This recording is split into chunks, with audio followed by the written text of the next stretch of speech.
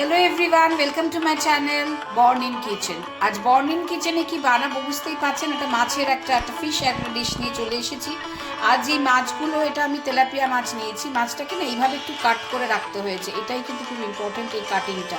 এইটা বাইরের মানে মার্কেট থেকে যদি কেটে আনতে পারেন ভালো, আদারওয়াইজ বাড়িতে একটু ছুরি দিয়ে এরকম করে একটুখানি ডিপ কাট করে নেবেন। দিয়ে এটা আমি প্লেটে এইভাবে একটু সরিয়ে নেবো। তারপরে এগুলোকে কিছু মশলা মাখাতে হবে। প্রথমে একটু নুন হলুদ বলছি, নুন আর একটু লেবু দিয়ে এটাকে আগে একটু ম্যারিনেট করে রাখবো খানিকক্ষণের জন্য, শুধু নুন আর লেবু। তারপর বাকি মশলা এবারে কি কি দেবো না।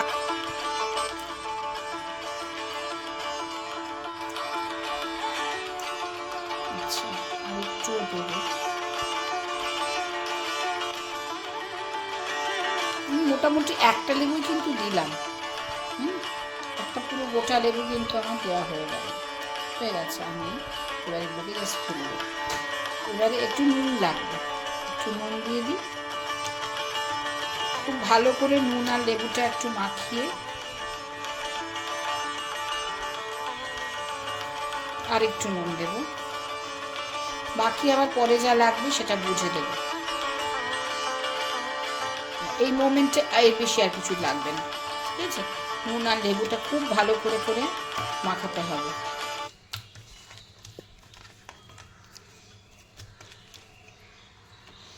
এই যে কাঠগুলো রয়েছে না, এগুলোর ভেতরে ভেতরেও যেন এগুলো ঢোকে সুন্দর করে, নাহলে। Welcome back to my channel. আচ্ছা, আমি তো দেখিয়েছি, আপাতত দেখানো হয়ে গেছে যে মাছটা আমি নুন আর লেবু দিয়ে একটু ভিজিয়ে রেখেছি। নুন লেবু দিয়ে ভেজানোর পরে আমি না এটা একটু বলে দিই, 8 ঘন্টা বাদে আমি এটা নুন লেবুটা জলে একটু ধুয়ে ফেলেছিলাম। হ্যাঁ, ধুয়ে আমি আবার এটাকে ঢেকে গুছিয়ে রেখেছি। এটা আবার এখন জল দিয়ে পরিষ্কার করে ধোয়া আছে মাছটা, ঠিক আছে? আচ্ছা, মাছটা তো এখন আছে, এটা এভাবে থাক। আমি এবারে জলটাকে একটু আর একটু ফেলে দিই। আচ্ছা, মাছটাতেই তো রইলো। আর এছাড়া আমি এবার একটা মশলা বানাবো। মশলাটা আগে বানিয়ে নিই। মাছটা তো যেমন আছে এখানে থাক, আমার এবার মশলাটা বানাতে লাগবে। কী কী মশলা দেবো একটু দেখিয়ে দিই আপনাদেরকে। আচ্ছা, আমি এই মশলার পুরো ট্রেটার সামনে দেখাই।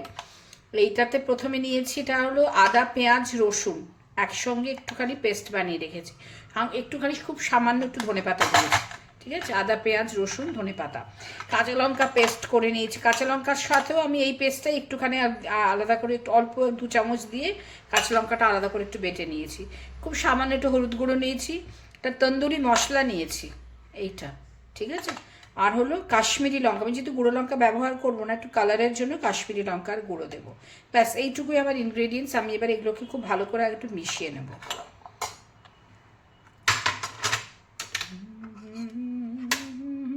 আচ্ছা, প্রথমে দেবো এটা।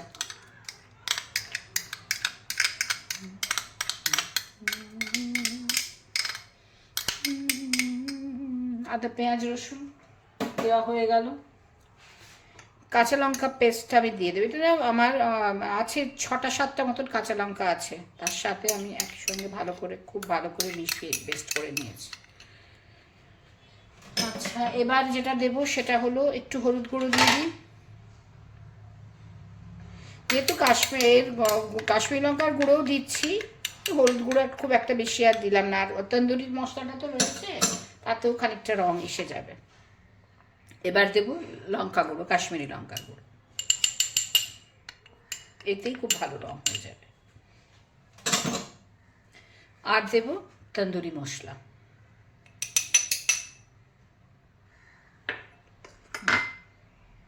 খুব ভালো করে আগে মাখিয়ে নেব।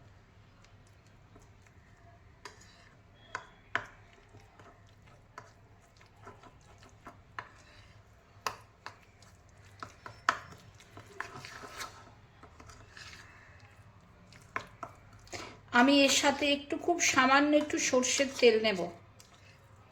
এই মশলাটাকে খুব ভালো করে আগে মাখিয়ে নেব।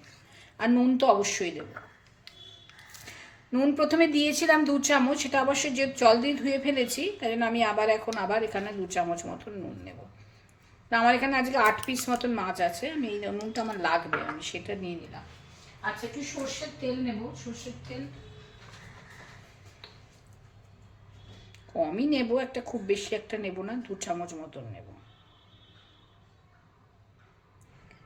ব্যাস হয়ে গেল।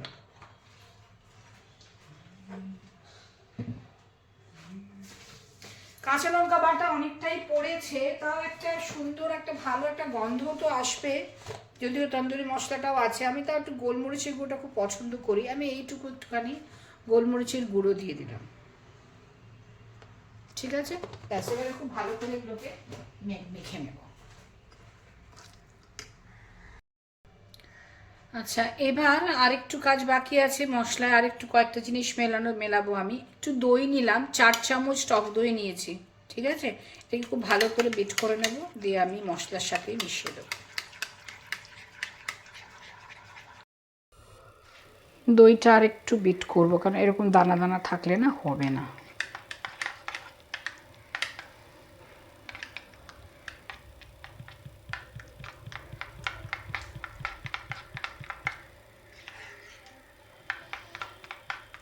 ম্যারিনেশনটাকে কতক্ষণ ধরে করবেন সেটা আপনাদের কাজে, অনেকের 1/2 ঘন্টার বেশি পারেন না করতে, সময় থাকে না হাতে। 1/2 ঘন্টা করলেও হবে, 1 ঘন্টা করলে বেশি ভালো হয়। তো আমার আজকে আমি আজকে হাতে একটু সময় আছে বলে আমার আজকে আমি মোটামুটি 3-4 ঘন্টা সময় পেয়েছি, এর মধ্যেই আমি কাজটা সারবো। 3-4 ঘন্টা আমার, ঘন্টা 3 আমি ভিজিয়ে রাখবো। তাতে আমার মাছের পরিমাণটা একটু বেশি আছে, জন্য আর একটু বেশি লাগবে। যাই হোক, আমি এটা মেলাই এর সাথে। দইটা দিলে না মানে মাছের ভেতরের যে একটা থাকবে, একটা জুসি, মানে মাছটা খুব শুকনো শুকনো, মানে ফিশ তন্দুরি মানে তো এই নয় যে একদম ড্রাই পুরো লাগবে খেতে। এই দইটা দিলে কি হবে, একটু মাছটা একটু ভেতরটা একটু জুসি জুসি লাগবে। আচ্ছা, আর যেটা কাজ বাকি আছে সেটা হলো আমি একটু ধনে জিরের গুঁড়ো দিচ্ছি। আচ্ছা, এবারে দেব গরম মশলার একটু গুঁড়ো। আচ্ছা, আর দেবো কসুরি মেথি। ব্যাস, সব দেওয়া হয়ে গেল। এবার আরেকবার একটু ভালো করে মিশিয়ে নেব, মিশিয়ে নিই। তারপরে আমি আবার একটু কাশ্মীরি লঙ্কার গুঁড়ো আর একটু তন্দুরি মশলা একটু নিলাম, নিয়ে আরেকবার একটু মিশিয়ে দেবো, পেস্টের মধ্যে মেলাবো। এবার দেখুন রঙটা কি সুন্দর হয়ে গেল, এটা খুব সুন্দর হবে এবারে রঙটা।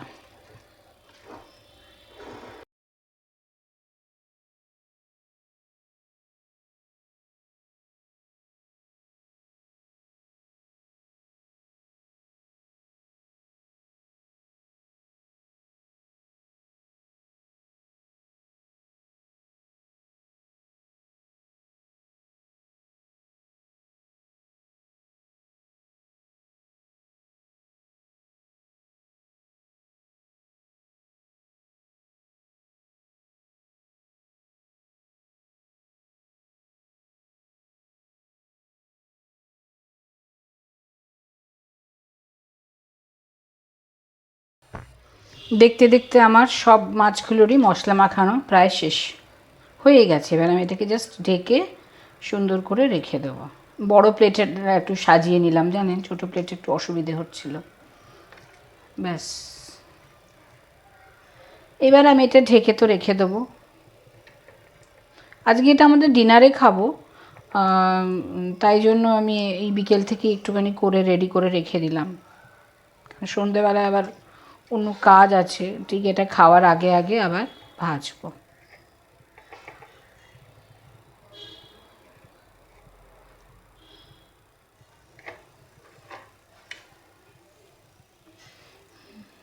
কান পেতে আমি কান পেতে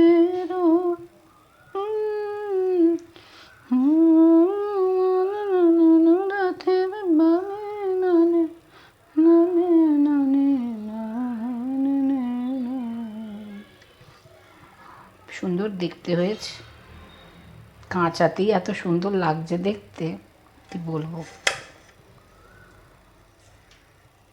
খুবই সুন্দর লাগছে। এবার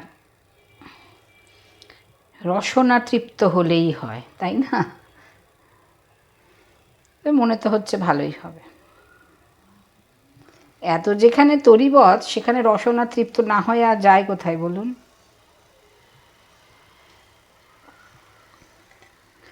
খুব একটা সময় সাপেক্ষ নয়, সব মশলাই গুঁড়ো মশলাই ম্যাক্সিমাম তো ব্যবহার করলাম, দেখালাম। সবই তো বাড়িতে থাকে, শুধুমাত্র করার মানে শুধু আদা পেঁয়াজ রসুনটা, পেঁয়াজও কিন্তু আমি বেশি পেঁয়াজ নিইনি, একটা বড় পেঁয়াজ নিয়েছি, আর কিচ্ছু না, আর কয়েক টুকরো রসুন নিয়েছি। কেউ যদি মনে করেন পেঁয়াজটা স্কিপ করবেন, করতে পারেন। অনেকে পছন্দ করেন না, আমি ভালোবাসি বলে আমি দিলাম। অনেকে পেঁয়াজটা না দিলেও যদি মনে করেন যে পেঁয়াজটা দেবো না, নাও দিতে পারেন। আমি এবার এটাকে জাস্ট ঢেকে ঢেকে রেখে দিলাম, পরে আবার ভাজার সময় সব দেখাবো।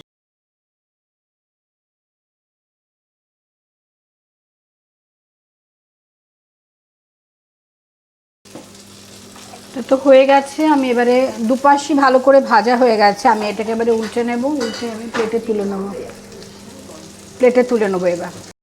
এবার একটু মাইক্রো ওভেনে দেবো আমি, সেটা গ্রিল মোডে এবারে করবো। আমি তাই একটু সাজিয়ে নিয়েছি, এবার এটা মাইক্রো ওভেনে দিয়ে দেবো। এইটা তো মাইক্রো ওভেন সবার কাছেই থাকে, যাদের ভাজতে অসুবিধে তাদের আমার মনে হয় এটাই হলো বেস্ট মেথড। আমি তাই জন্য এই মেথডটা একটু দেখাচ্ছি।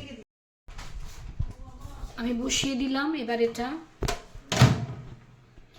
গ্রিল তন্দুর যে এটা আছে সেটাতে দেবো অ্যাকচুয়ালি, তন্দুর। আচ্ছা, এবারে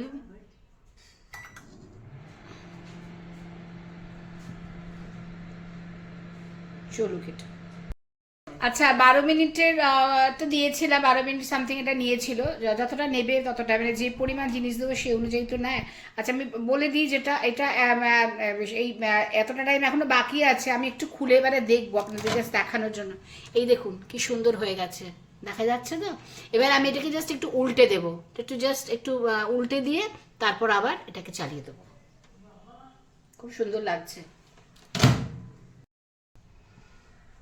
আচ্ছা, এবার যেটা বললাম, এটা দেখুন এই অবস্থা এসেছে। এটা একটা সাইড তো হয়ে গেছে, আমি জাস্ট এটা একটুখানি উল্টে দেবো এবার।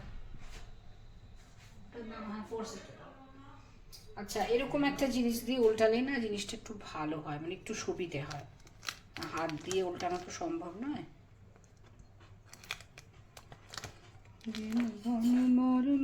দক্ষিণ বাতাসে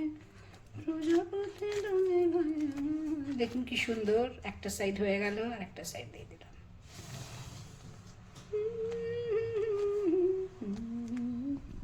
এটা হ্যাঁ, হাত দিয়েও কিন্তু উল্টানো যাবে, আমি একটু উল্টেই দিই, হাত দিয়েই একটু উল্টে দিলাম। অনেকে এটা এবার এটাও হয়ে গেছে ঠিকঠাক, গরম আছে, ভালোই গরম, আর একটু হাত দিয়ে উল্টে দিলে আমার একটু মানে ভালো লাগলো আর কি। আচ্ছা, এবার এই সাইডে আমি আরেকটু সামান্য একটু তেল দেবো।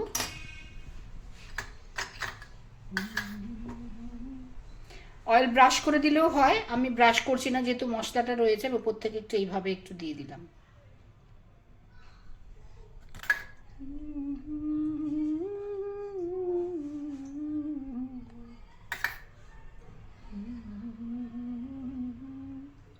ব্যাস, আবার এটাকে যেখানে যেমন দিয়েছিলাম এভাবে আবার এটাকে বসিয়ে দেবো।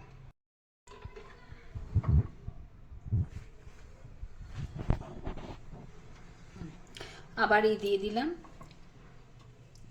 একদম ঠিক আছে, আবার চালিয়ে দেবো। যে স্টার্ট, চলো, হয়ে গেলে আবার দেখাচ্ছি। একদম হয়ে গেছে, এবার এটাকে খুলবো। দেখি চেহারাটা দারুণ, খুব সুন্দর, না বের করে আপনাদের দেখাচ্ছি। তেলাপিয়া তন্দুরি একদম রেডি টু সার্ভ। আমি এই 3টে আপাতত করলাম, বাকি 2টো হয়ে গেছে, খেতে দেওয়াও হয়ে গেছে, ডিনার সার্ভ করে ফেলেছি। আর এই 3টে আবার আলাদা করে করলাম, আরও 3টে আমি করতে দিয়েছি আজকে, যে কটা মাছ আলাদা আলাদা করতে হচ্ছে। যাই হোক, সেটা তেলাপিয়া তন্দুরি একদম রেডি টু সার্ভ। আমার তা আমি এইটুকুই এখন করে দেখালাম। যদি এটা ভালো লেগে থাকে অবশ্যই আমার চ্যানেলকে লাইক করবেন, শেয়ার করবেন অ্যান্ড সাবস্ক্রাইব করবেন। আসবো আবার পরের কোনো ভালো লাগার রান্না নিয়ে। আশা করি সকলের এটা খুব ভালো লাগে। সবাই খুব ভালো থাকবেন, সুস্থ থাকবেন।